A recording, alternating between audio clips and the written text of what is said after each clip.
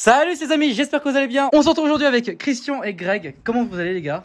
Carrément bien. Carrément bien. Il fait très beau. Il fait magnifiquement beau. C'est pas français mais ça fait plaisir. Là vraiment c'est la DSP et le panaché. Ouais, le panaché ça fait effet sur moi. Je sais pas, c'est quand même un truc de fou. Aujourd'hui on est là pour présenter cette magnifique Peugeot 205. Tout à fait. Pas d'origine. Je ne sais absolument rien. C'est-à-dire que j'ai vu la voiture hier, je l'ai entrevue. Ouais. Je ne sais pas ce qu'il y a en dessous. Je sais qu'apparemment il y a un swap. De toute façon c'est dans le titre de la vidéo. Du coup Greg, toi tu t'occupes de la partie mécanique. Que ça. Ok, voilà. alors j'ai hâte que tu nous expliques qu'est-ce qu'il y a sous le moulin et qu'est-ce que c'est un peu d'ailleurs la voiture d'origine, comment l'histoire finalement, un peu ce que tu as fait dessus. Pour faire simple, c'est une 205 GTI 1,9 litre. D'accord, donc déjà d'origine c'est une GTI, donc c'est stylé. À la base 205 GTI. Donc après on y a mis un moteur de 405 turbo 16. Oh what. Donc d'une berline. Ah oui d'accord. Avec quelques modifications qui restent soft. Pour, quelques modifications, ça se voit pas quand même. Ouais, qui reste soft quand même pour qu'elle soit pilotable par tout le monde. D'accord. Donc voilà, donc on a le turbo qui est encore d'origine, mais on est en stage 1 dans le swap. D'accord. Donc il y a une boîte à vitesse de 309 GTI avec une pignonnerie de 405 et un pont à glissement limité de RCZ. On a mis des pièces d'une RCZ dedans. Ah d'accord, c'est bon. Dingue, j'adore. Et pour que ça tienne par terre, on lui a mis un train arrière de 309 GTI 16. Mais non. Avec des fusées de 207. D'accord. Les freins. Et des cales pentées de Clio R3. Ceux qui connaissent vont comprendre les termes. Voilà. Et pour l'avant, on a un train avant triangulé de 205 Peugeot Sport. Avec des freins de 406 coupé V6. D'accord. Et une suspension circuit Bichstein. Voilà. D'accord. Rien que ça. Voilà. C'est bon. Ça fait beaucoup de choses. C'est excellent. Quel beau projet. Et ça fait combien de temps qu'elle est finie du coup? Ça fera 5 ans. 5 ans. Qu'elle roule. Qu'elle fait du circuit, ça fait 3 ans. D'accord. Et bon, forcément, si j'ouvre la porte, ça va mal se passer parce que finalement, à l'intérieur, c'est entièrement vidé. Donc il n'y a pas de climatisation. Oh non! Il fait 40 degrés aujourd'hui. Pourquoi vous faites ça? On n'a pas pu filmer ça en été, en hiver. Fallait gagner du poids. Ouais, mais c'est quand même une clim, toute petite clim. Non, non. On n'a pas pu. D'accord, ok. On n'a pas pu filmer ça en hiver. En plus, tu gagnes des chevaux. Exactement, il fait plus frais. Bah oui. Bon, alors c'est en hiver. Hein. Donc bon, l'arceau complet. Hein. Alors, l'arceau, du coup, il vient de quelle voiture? D'une 205, mais c'est homologué. Ça veut dire qu'elle a eu un passeport, ce qu'on appelle dans notre jargon. D'accord. C'est qu'elle a eu un contrôle technique pour faire du rallye. D'accord. Donc elle a un vrai arceau de compétition et validé. Ok.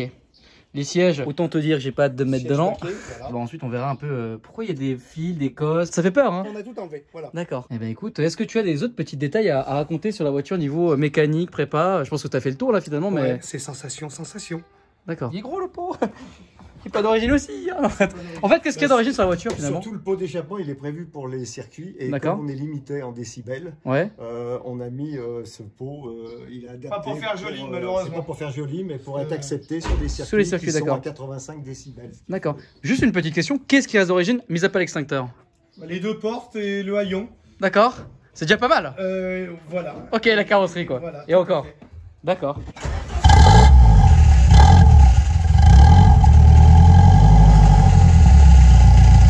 Bon ça va bien se passer. Hein? Hop là.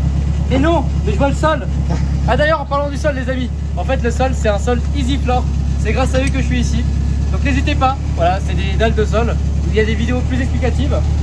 Et il y a 10%, voilà. Il y a 10%, si vous envoyez un message pour une demande de devis, vous mettez je viens de la part d'Alex ou d'Alpha Delta. Et voilà. Mais si vous mettez je viens de la part de Marcel, ça va pas fonctionner. Voilà, merci. Alors maintenant il faut que je m'attache, c'est ça? Ah non, oh non. Oh non, pas des harnais. C'est parti. Oh non. Merci Mathis. Ça m'appelle James Bond. Bah tu vois ou pas non? Oui, d'accord. Bah oui. Ah vous, tu l'as appelé pour ça? C'est un mano de type R? Oui, on a les instruments assez simples. Hein. D'accord. Température, voltomètre. Pas de vitesse par contre. Vitesse, on s'en fout, c'est ça? Non, voilà, on s'en fout sur circuit, c'est pas intéressant. Génial. Mais l'homologué sur la route, la voiture? Oui, oui. D'accord, ok.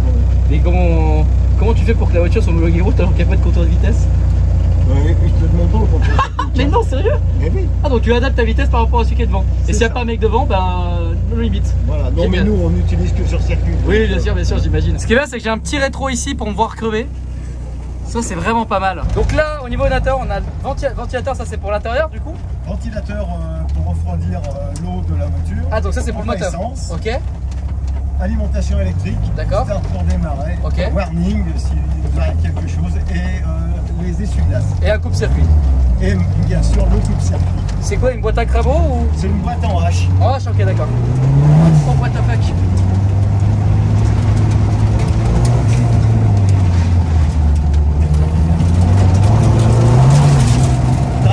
Ouais, je vois ça. Là, je sens des petits cailloux qui sortent par les trous du plancher sur mes parties. Parce que c'est une caisse allégée, donc... Oh là là!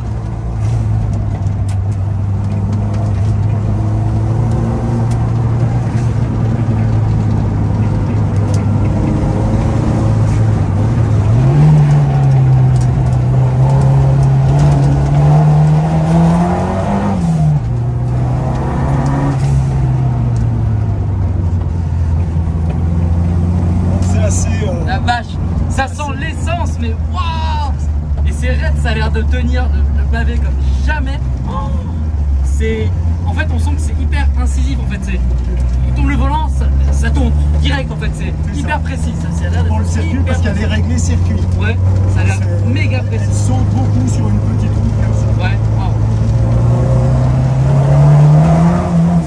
Moi, je suis obligé de poser.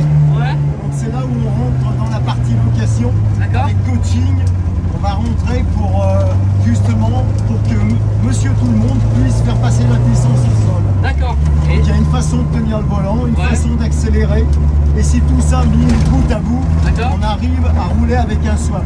D'accord. Et donc, toi, tu as une société de location sur le circuit, c'est ça? On a créé, oui, avec Greg, une association pour faire découvrir justement la conduite sur circuit. D'accord. Oh la vache!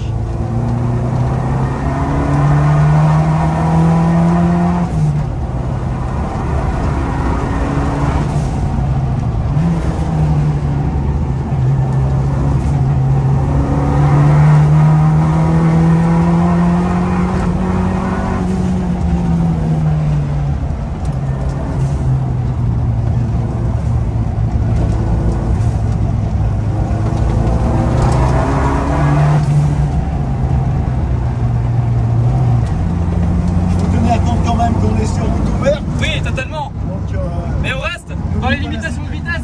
Regarde, t'es à 72 km/h. Exactement. Elle fait combien de chevaux, combien de couples? 256 chevaux. Oui. Pour 427 mètres kilos. Ouais, la vache. Et le poids? 873 kilos. 873 kilos, ok. Ouais. Oh la vache. Ah oui, d'accord.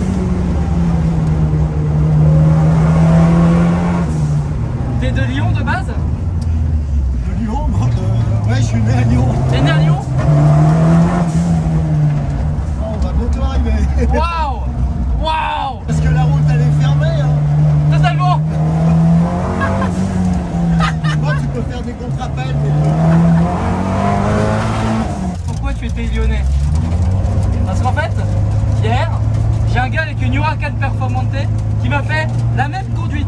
Genre Huracan Performante. Et en fait, on m'a rarement fait des conduites comme ça.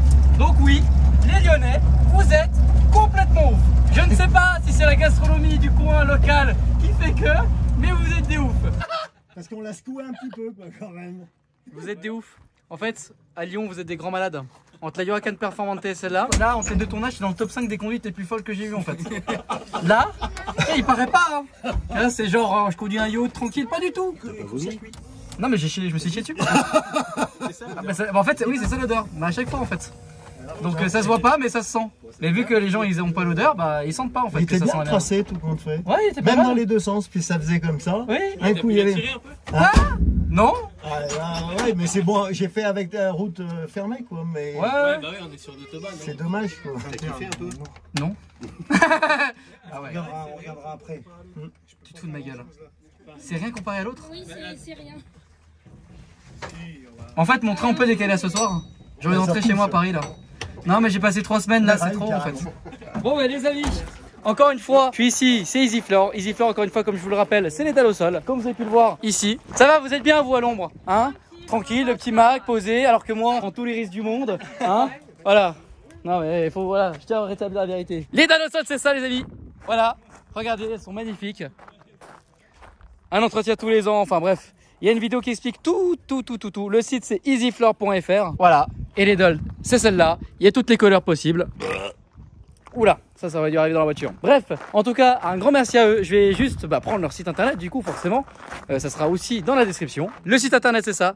Il y a un C ici. cgpracing.com. Et donc, franchement, un grand merci à vous, les gars. Alors, apparemment, la voiture suivante est encore pire. C'est différent, c'est une voiture qui roule sur la route. D'accord. Voilà, c'est ici. Donc si vous voulez conduire cette bête, les amis, en tout cas si vous avez kiffé cette vidéo, n'hésitez pas à la liker, à vous abonner et à commenter. Moi je vous dis à la prochaine pour une nouvelle vidéo. Salut ça.